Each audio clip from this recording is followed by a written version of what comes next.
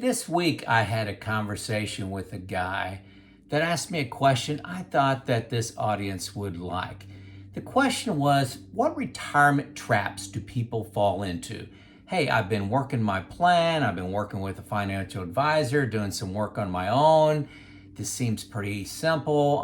I'm ready to go into retirement, ready to pull the trigger. Joe, you talk to a lot of people, get a lot of comments, a lot of coaching. What traps do people fall into? Excellent question. And, in the moment, what was going on for me, I had two traps. Two traps. Number one is falling for the media drama, the market drama, okay? Whether it's traditional media, you're watching CNN, Fox, you're watching the national news, or social media. You got all kinds of stuff there, all kinds of opinions. The problem is most people, and I'll put myself in this category, I had great confidence in my retirement plan when I was working. When you got a job and you're building your nest egg and it's growing, and even if the market goes down, you still got great confidence in your plans. Well, wait till you stop working. Wait, everything changes when you stop working and you realize this has got to last me. So you're really susceptible to outside influences that will trigger emotional responses. This changes when you retire. I promise you. I don't know the person that they didn't go from great confidence to, and then after a little while, after a few years, I've been retired for almost 5 years now, you kind of like, okay, I understand the game. But those first several years are, really can be emotional and can drive some bad decisions. So what are you going to do about that? So, hey folks, my name is Joe. I've been retired almost 5 years. I'm 59, retired at 54. And I'm just trying to share my journey so it makes your path just a little bit easier. That's what I'm trying to do here. I enjoy doing it. I enjoy being a teacher, coach, and a mentor. That's what I enjoy doing in my career. And I'm doing that as a hobby here in my retirement. So all these talks about recession, how many people do you know have predicted recession in 2023? Well, maybe it's 2024. Well, this is, one of the things about recessions is they're rarely predicted. It's always a surprise coming in. Well, this is the most advertised, well-documented, predicted recession in history. We got issues around the national debt, the debt ceiling. We don't have a Speaker of the House. Oh my gosh, here in the United States. We got the war in Israel. We got the war in Ukraine. We got political scandal going on. Everybody's being indicted. Global warning, artificial intelligence is going to change everything. All this stuff coming at you and everybody telling you what to do. All you want to do is dig a hole and hide in it. So it results of all this market drama, and like I said, this is number one trap I see, is people work one more year.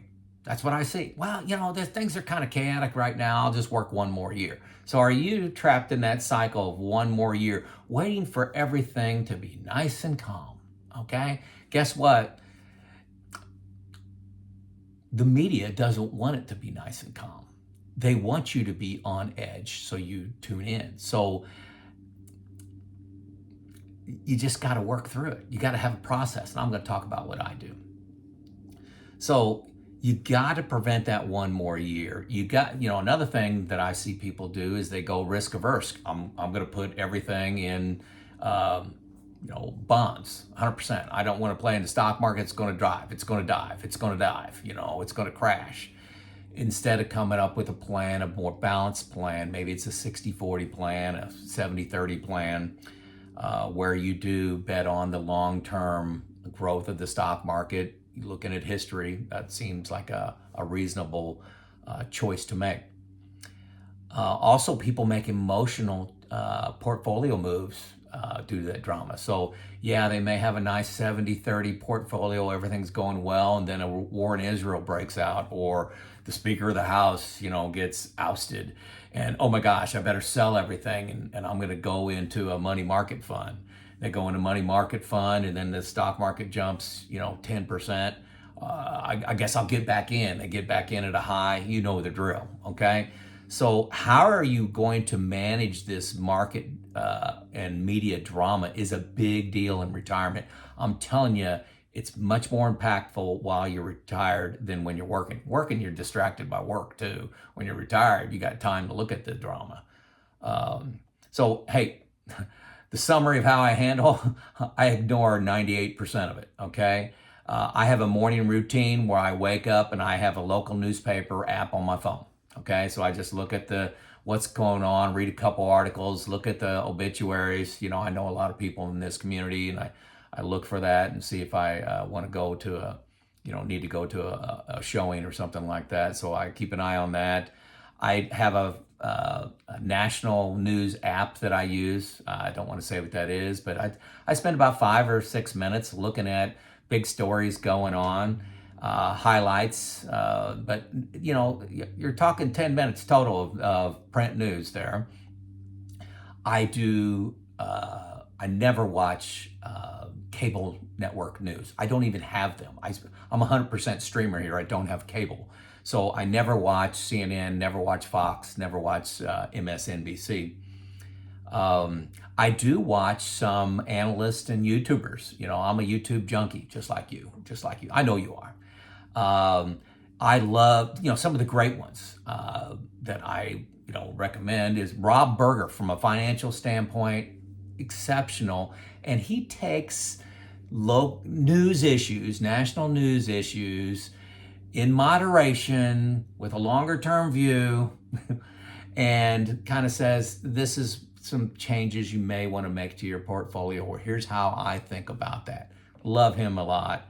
The Rubin Report, I like him. It's pretty balanced. Fisher Investments, Ken Fisher really takes a step back perspective of all the political turmoil, all the news media, all the rules of thumb out there, and just kind of blows them up. I love watching his YouTube channel. Holy Schmidt's really good. I'm not sure his background. It sounds like a financial planner, but he's got a good perspective. Ben Felix, I really like him. He's out of Canada. There's a Canada slant to that. But he takes a really deep dive into the sound bites you hear, like when to take Social Security. Well, they don't do that in Canada, but let's say trying to use a bucket strategy, withdrawal removal versus yearly rebalancing. He'll dive into that for like 45 minutes on a podcast. So really like him. A guy I like for the Ukraine war is a guy named Jake Broe, Broe. Really steps back and looks at things. And then on geopolitics, really all the nations and how we're all working together. Hopefully I'll say this right. Zihan on geopolitics, Zeihan. Love him. He steps back. 5 to 15 minute videos talking about what's going on in China, some of the history. Just doesn't give you the soundbite, but really dives into it. And I love this about YouTube. You got people sharing their experiences. You've got people that dive in, are passionate about topics, just like I am with finance, and talk about geopolitics, talk about the Ukraine war. These people put in hours and hours of research to make their content.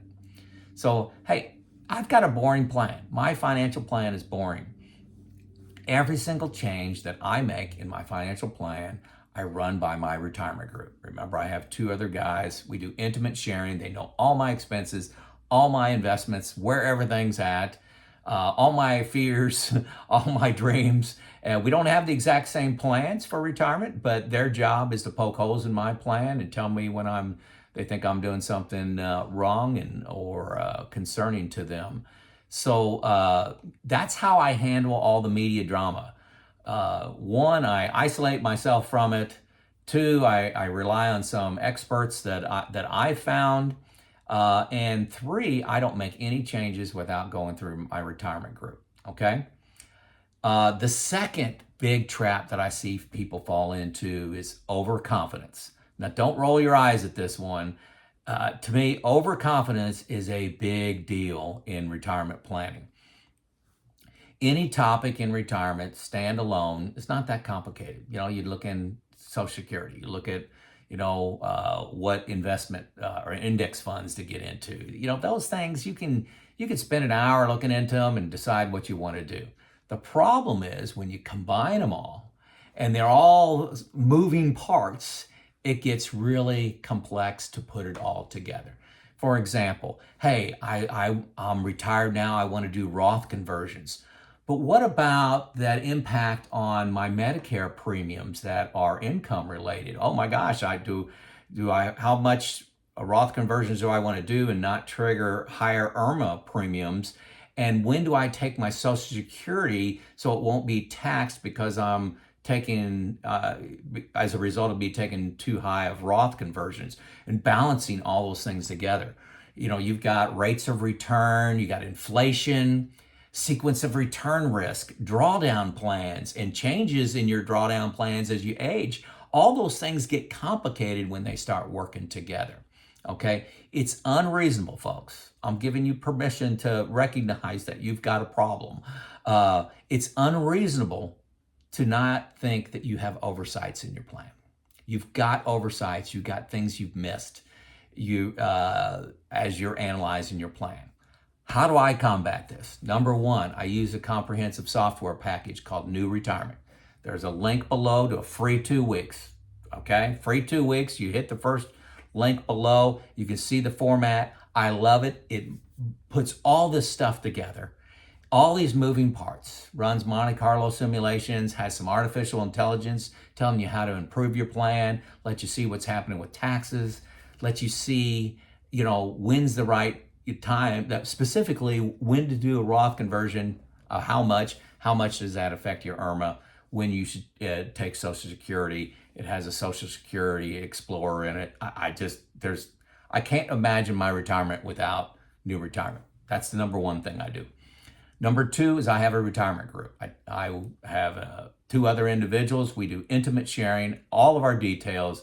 We assign homework to each other where we want to study, like setting up a trust, for example, or long-term care. So we study that and then we make decisions. We don't all have to make the same decision, but we have a group of people that are dedicated to each other to finding problems in each other's plan. Okay? The second thing, or third thing, I'm on 3. I have a financial advisor. He's unpaid. It's provided for me based on meeting an income or an asset threshold. I get provided one for no fee. Okay. Now, it's not a full service advisor, but I love him a lot. His name's Neil. I got his link below. You want to call him, do that on your own. Doesn't affect me in any way, but I like him a lot. And he's actually my backup just in case I die early. My wife is going to call him and he's going to be a paid financial advisor at the time in my passing, because my wife has no interest at all in doing this financial stuff. So that's the third thing I do. The fourth thing I do is I study a lot. I spend a lot of time because it's a hobby and it's a part-time job to manage my own finances. So I spend a lot of time studying.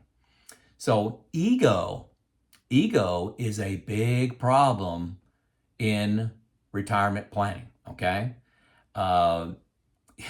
Thinking you can do your plan by yourself is overconfidence, okay? Thinking you can do it by yourself, go down to your basement, turn off all the lights, get your flashlight out, and work out your plan and come out of the basement and think you got a 100% accurate plan with all factors considered is an ego problem, okay?